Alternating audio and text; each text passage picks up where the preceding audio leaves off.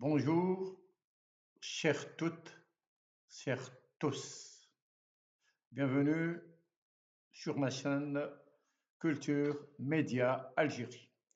Aujourd'hui, je voudrais vous raconter une histoire qui n'est pas seulement la mienne, mais celle d'une mémoire, d'un art et d'un combat silencieux.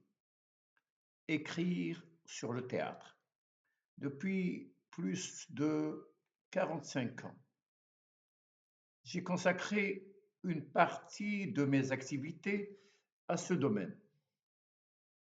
J'ai écrit 8 ouvrages sur le théâtre en Algérie, dans les pays arabes et en Afrique noire, des livres aujourd'hui disponibles sur Amazon, étudiés, cités et utilisés dans plusieurs universités. J'ai également enseigné le théâtre en Algérie et dans plusieurs pays européens comme professeur invité, partageant cette passion avec des étudiants, des artistes, des chercheurs, des praticiens. Pour beaucoup, écrire un livre serait une simple aventure intellectuelle. Pour moi, cela a été et cela reste un long cheminement, une expérience construite patiemment au fil des années, des lectures, des archives, des rencontres, des voyages, des doutes et des enthousiasmes. Je vais vous raconter ce parcours, étape par étape. Aujourd'hui, je voudrais vous raconter cette histoire. Mon parcours a commencé par une licence d'histoire, mais en parallèle, je suivais des cours à l'INADC de Borjet-Kifan. C'est là que j'ai appris et que j'ai compris que mon expérience d'amateur écolo et Constantine ne suffisait pas. Le théâtre exige une formation continue, une discipline, une méthode. Plus tard, j'ai poursuivi mes études au département de français de l'Université d'Alger jusqu'à la soutenance de mon doctorat à la Sorbonne. Ce fut la première thèse soutenue par un Algérien sur le théâtre en Algérie après celle de troisième cycle d'Arlet Roth en 1966. À l'époque, nos ressources étaient maigres. Nous avions le livre d'Arlet Roth, quelques articles de Rachid et Saad Ben Chneb, des textes de Victor Odizio et Emmanuel Robles, des documents épars de Baylac et Courdreau, quelques livrets de régie et des récits de voyageurs, souvent français. Pour écrire une thèse de 1002 pages, il fallait énormément de textes, voyager, rencontrer du monde, le théâtre, l'histoire, l'anthropologie, la sémiotique, le cinéma, la critique culturelle. Tout devait y être. Mon métier de journaliste m'a ouvert des portes, permis d'accéder à des archives, à des témoignages, à des documents oubliés, ici et là à l'étranger, et à de grandes amitiés dans le monde des arts, en Algérie et à l'étranger. J'ai la conviction que nous sommes trop peu nombreux à avoir réellement sillonné les archives en France comme en Algérie. Je pense à Haj Miliani, ce chercheur infatigable, à Makhlouf Boukrouh, qui a travaillé sur les fonds du TNA et même les archives fiscales. Paradoxalement, ce sont souvent des chercheurs étrangers, russes, français, américains, qui ont interrogé nos archives avec méthode, là où beaucoup se contentent de citations secondaires. Cette asymétrie interroge notre rapport à nos propres traces.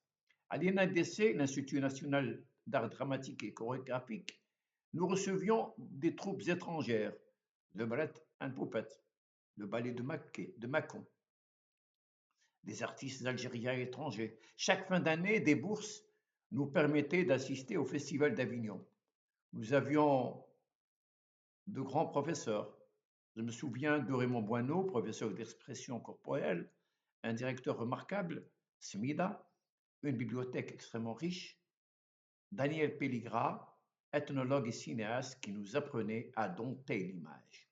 C'est là que j'ai compris pourquoi les autorités culturelles de l'époque envoyaient les artistes se former en Europe et en Amérique. Même avant l'indépendance, le GPRA, le gouvernement provisoire de la République algérienne, envoyait des étudiants en Allemagne, en Yougoslavie et aux États-Unis. Pourquoi une thèse aussi volumineuse? Pas pour le nombre de pages, mais pour poser les fondements d'une recherche rigoureuse. Mon directeur de recherche, Robert Joigny, m'avait fixé 3 défis. Le premier, dresser un état des lieux du théâtre algérien. Le deuxième, proposer une lecture critique des textes et des représentations qui dépassent ainsi le théâtre algérien. Interroger les emprunts, Stanislavski, Meyerhold, Brecht, Artaud, à l'aune de la culture populaire.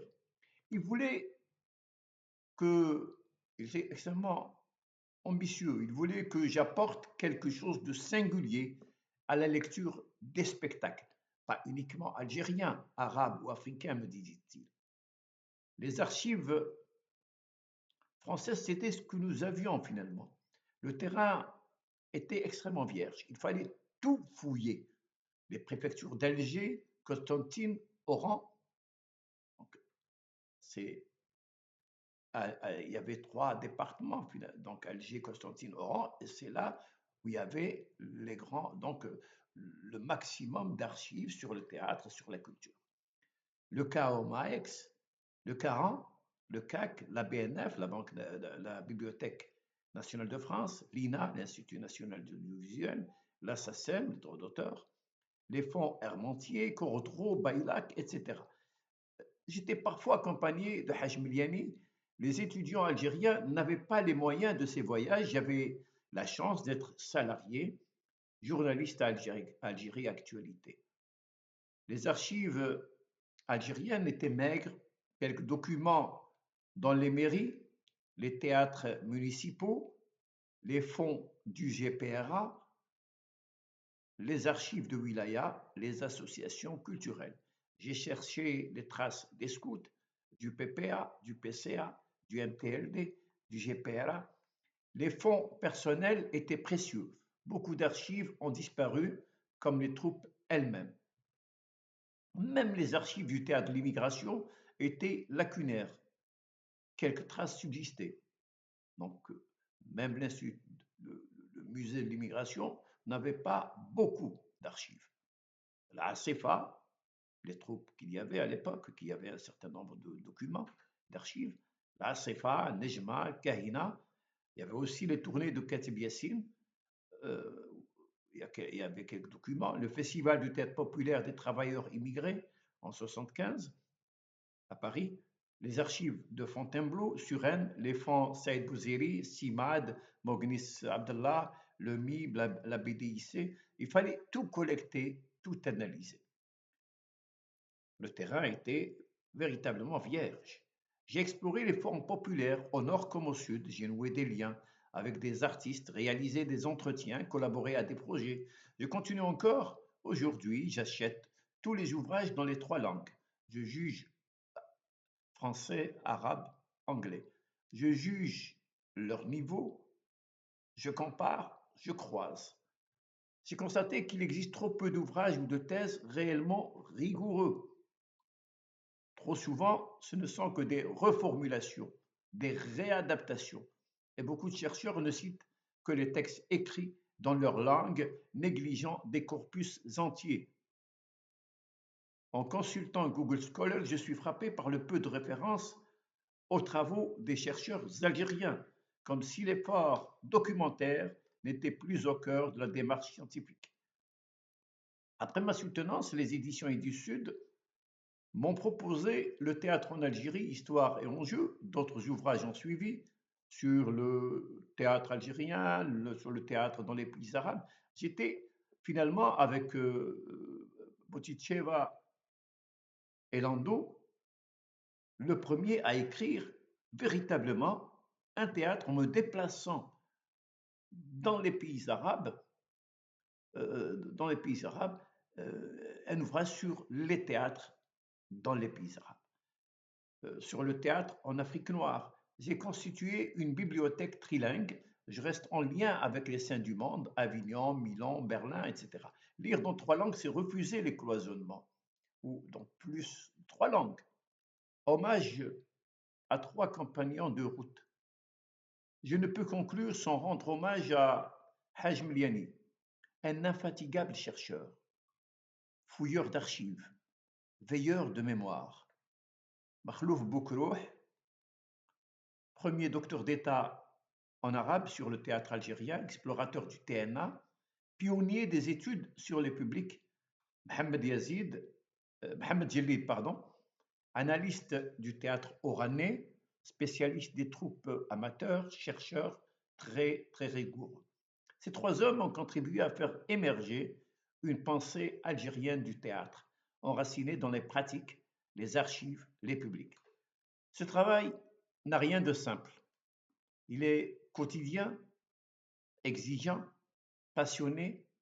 Même retraité, je continue sans aide institutionnelle, mais avec la conviction que la mémoire théâtrale et culturelle algérienne mérite d'être transmise à un moment où nous parlons beaucoup de mémoire sans qu'il y ait réellement un véritable travail. Nous manquons réellement de travaux sur ces questions. Merci, chers amis. Merci encore une fois. Donc, à la prochaine.